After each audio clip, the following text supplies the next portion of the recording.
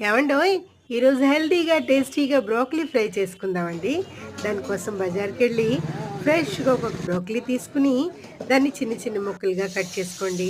తర్వాత పక్కన ఒక గిన్నెలో కొంచెం వేడి నీళ్ళు పెట్టుకొని, కొంచెం వేడెక్కిన తర్వాత ఈ ముక్కలన్నీ వేసి, కొంచెం ఉప్పు వేయండి. ఈ కాడల్ని అస్సలు పడేయకండి. మంతెన సత్యనారాయణ గారు చెప్పినట్టు దీనిలో బోలెడంత కాల్షియం ఉంటుందంట. ఇవన్నీ తీసి పక్కన పెట్టుకున్న తర్వాత, మూకుడులో కొంచెం శనగపప్పు, మినపప్పు, ధనియాలు, జీలకర్ర వేసి కొంచెం దోరగా వేగిన తర్వాత నువ్వులు వేసి దాన్ని వాటినన్నిటిని మిక్సీ చేసుకోండి.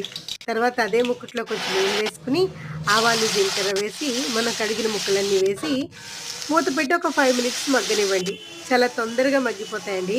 దానిలో సరిపడా ఉప్పు వేసుకొని మనం చేసుకున్న పొడిని, పసుపు, కారం వేసి బాగా కలిపి మూత పెట్టి 2 మినిట్స్ మగ్గనివ్వండి. అంతే. కాలీఫ్లవర్ కన్నా వెరీ టేస్టీ అండి. తప్పకుండా ట్రై చేయండి.